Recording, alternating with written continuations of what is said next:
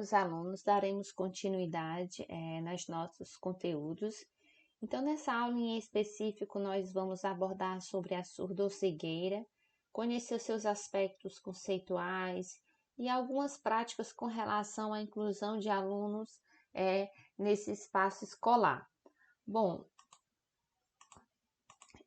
então nós partiremos, do conceito. Então, a gente vai ter a surdo-cegueira, vai ser uma condição que apresenta outras dificuldades para além daquelas causadas pela cegueira e pela surdez. Então, nós vamos ter dois termos.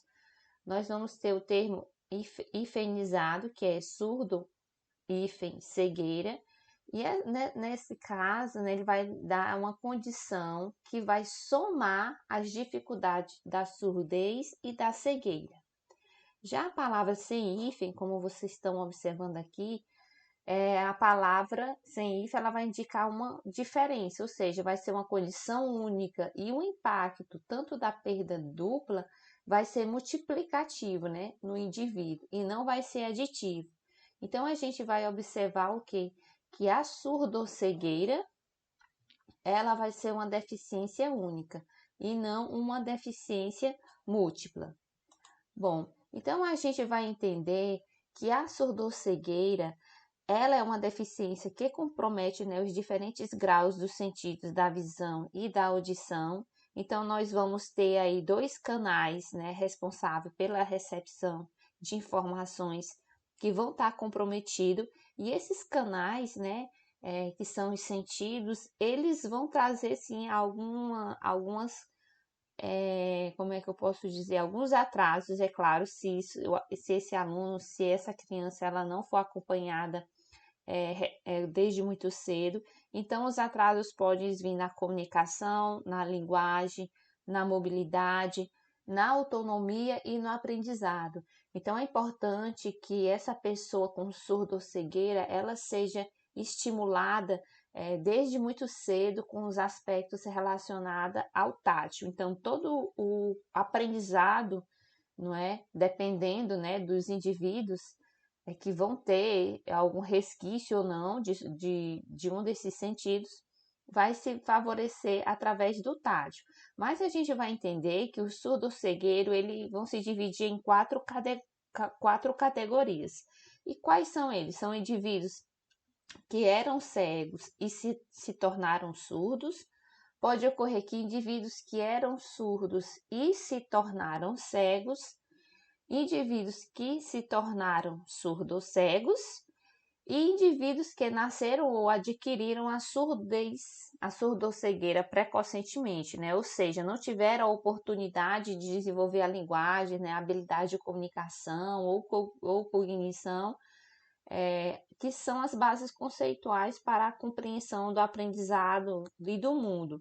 Então, nós vamos ter que essa pessoa surdo-cegueira, ela pode adquirir essa deficiência no estado que os autores chamam de pré-linguístico, ou seja, antes de adquirir uma linguagem, por exemplo, a Libras, que é a língua de sinais utilizada pelos surdos, ou a língua oral, E nós vamos ter também os surdos cegos pós-linguísticos, que são aqueles que já adquiriram uma língua, ou seja, ou a língua de sinais ou as línguas orais.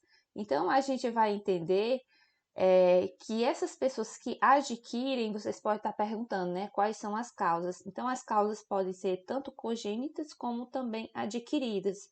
Então, falando um pouco da minha experiência, eu tinha uma aluna que ela, aos 7 anos, perdeu a visão devido a um tumor no cérebro. E com o passar do tempo, o médico falou para a mãe que ela também ia ficar cega. Então, essa aluna, ela ia perder tanto o sentido, ela perdeu o sentido da visão e estava progressivamente perdendo também a audição. Então, ela ia também se encaixar dentro desses aspectos da surdo-cegueira adquirida e sendo também pós-linguístico, Ela já tem um aprendizado com relação à língua oral. E estava aprendendo braille, para vocês compreenderem, que Às vezes não só causas congênitas favorecem esse tipo de questões, mas também acidentes, né, tumores, né, entre outras questões que podem afetar o indivíduo. Então, eu trouxe aqui alguns aspectos de como se dá essa questão da inclusão dos alunos surdocegos, para que a gente possa, após os vídeos, comentar como é que se dá esse processo de inclusão. Então, eu trouxe esse primeiro vídeo. Gustavo é o único filho da professora Jéssica. Nascido em 2007, ele não enxerga e também não escuta naturalmente, só com um aparelho auditivo que não estava usando quando visitamos a casa da família. O Gustavo, ele tem síndrome de Peters, então com poucos meses de vida ele já perdeu a visão. E por volta de 6 anos de idade, a gente descobriu que ele também tinha uma perda auditiva. Assim que a gente descobriu, foi realizada a cirurgia do implante coclear, que permite que ele ouça, que ele receba estímulos auditivos. Mãe e filho têm um jeito todo especial de comunicação. Por meio de movimentos e toques é que eles se entendem. Na verdade, ele usava gestos naturais, né? Ele queria se expressar, ele queria se comunicar, se fazer entendido, mas ele não conseguia, ele não achava formas de se comunicar. E a partir do momento que ele conheceu, que ele teve acesso a Libras tátil, ele começou a avançar, a apresentar avanços, a se desenvolver, tanto na comunicação como em outros aspectos também. Na EMEB Antônio de Pádua Giareta, onde o Gustavo está matriculado, o processo de inclusão foi um desafio. A professora intérprete não podia usar a Libras, língua brasileira de sinais, já que ele não tem o sentido da visão. Então adotou uma combinação do sistema Braille com a chamada Libras tátil, uma forma de comunicação com toques no corpo. Ele tinha muito receio em relação ao toque, em relação às pessoas à sua volta. À medida que ele foi aprendendo a língua de sinais, à medida que ele foi entendendo, compreendendo a mão como meio de comunicação, ele passou a ter mais segurança, ele passou a aceitar. Então, assim, a socialização foi acontecendo gradativamente. Bom, gente, como vocês puderam observar no vídeo, a gente vai entender que esse aluno, ele está incluso no processo escolar, mas você percebe que tem essa professora intérprete, né, o intérprete que vai estar acompanhando esse aluno, os intérpretes guias que chamam, ao longo do processo escolar. Então, esse aluno ele utiliza a Libras tátil, o tátil e o Braille. Então, ele deve inicialmente, para ser incluído, ele precisa sim desenvolver uma comunicação. Então, para os surdos cegos, né, como é o caso desse aluno, ele vai utilizar a Libras tátil e o Braille. Então, por isso que é importante conhecer, porque nem todos os alunos, por exemplo, vai usar, né, por exemplo, a Libras tátil. Outros podem usar o da Toma e, por exemplo, se a surdossegueira for pós-linguística, ele vai usar a comunicação para se expressar. Eu vou trazer aqui um exemplo para vocês de uma pessoa que se tornou surdocega, né, após, né, ter adquirido a aquisição da língua oral, e ela usa o da Toma para poder compreender o que o outro está falando, mas ela utiliza, né, a língua oral para poder se comunicar. Vamos ver.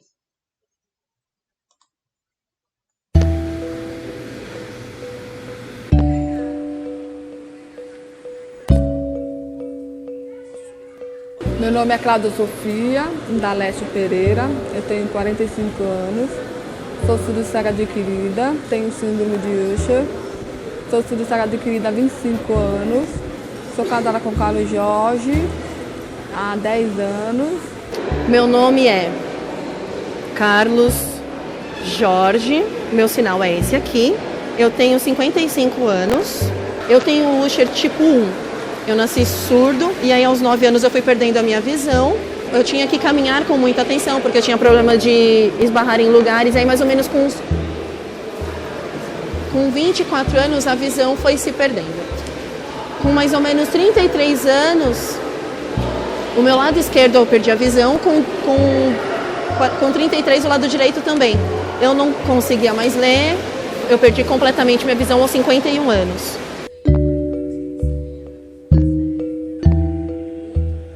Eu me comunico com o Tadoma, que é uma forma de compreender as pessoas através do toque, porque eu tenho uma boa memória de leitura labial. Então, através da articulação e da vibração de voz, eu consigo compreender o que as pessoas falam.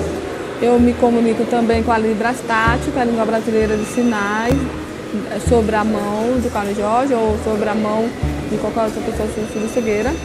Eu sei fazer braille tátil, que é escrita em braille nos dedos da cada pessoa cega, e também escrita cursiva na palma da mão, dependendo da necessidade de comunicação de cada pessoa com cegueira.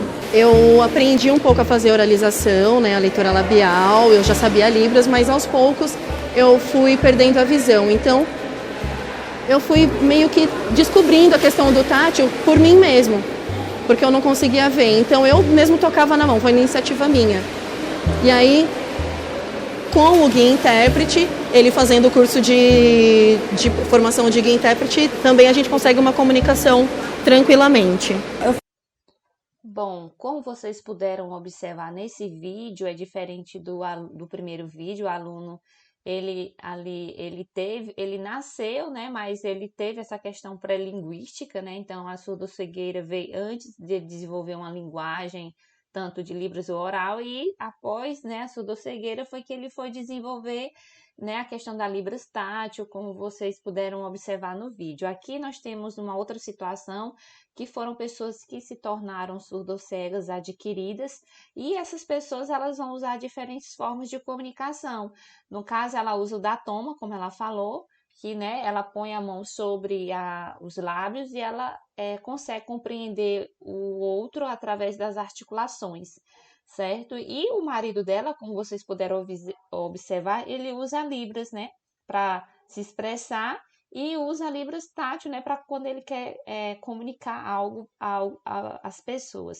Então, a gente observa, gente, que tendo esse amparato, tendo toda essa assistência, né, da família, da escola, esse aluno ele consegue se desenvolver e, inclusive, chegar ao ensino superior.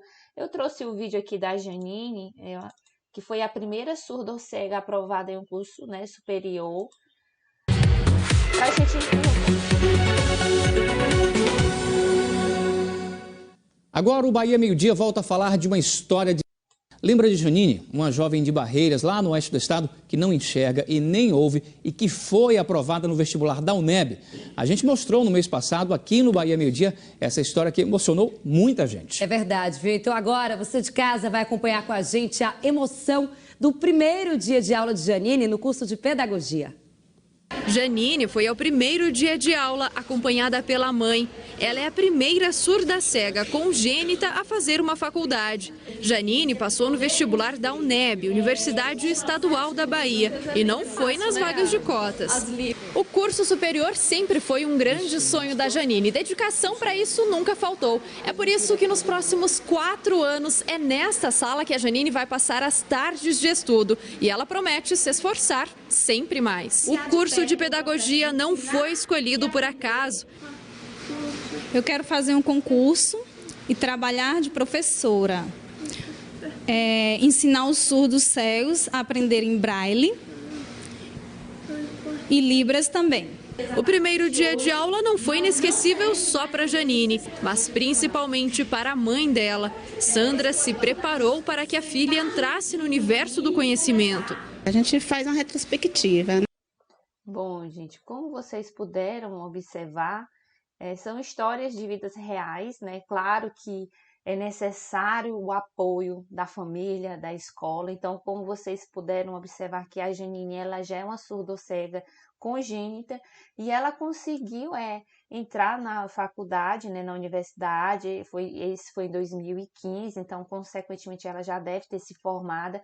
E isso é importante, gente, como ela sonha ser professora de surdos ou cegos, ter professores formados, né, com a deficiência, para ensinar também outras crianças que tenham também essa deficiência, né, para que essa criança ela se sinta que ela não é diferente, que ela não é só, né? Então, assim, apesar da diferença, né, voltando um pouco aqui do que eu falei, né, mas ela pode sim se desenvolver e ter todos os aspectos da sociedade, estudar, participar, ter uma vida autônoma, né, o mais autônomo possível.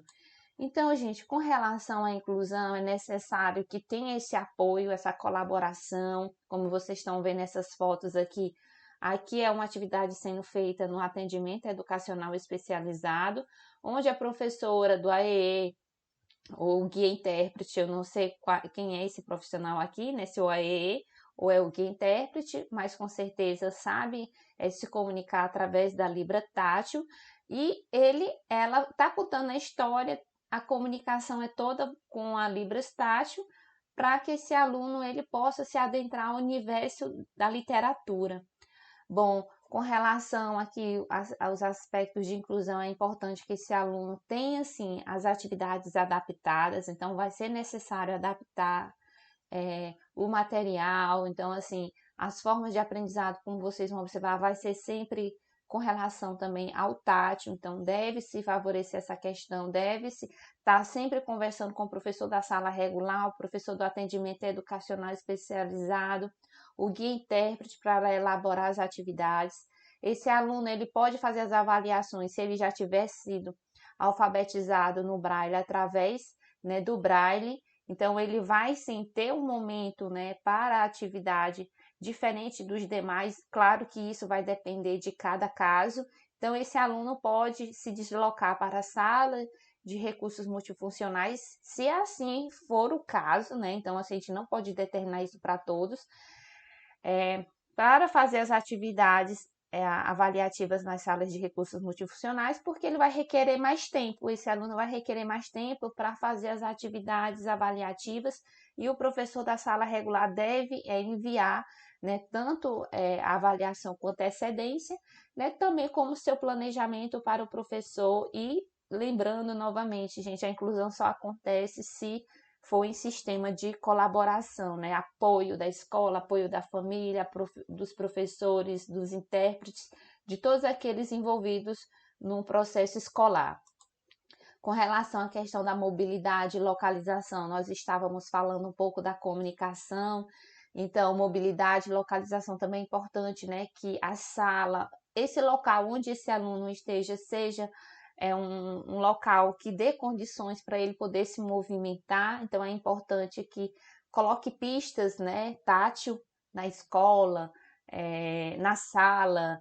É importante que esse aluno possa tatear o professor, então o reconhecimento tátil dos professores, dos alunos, para que esse aluno também se sinta incluído. Bom, gente, essa foi a nossa aula. Espero que vocês se aprofundem no texto e nos encontramos nas nossas próximas videoaulas.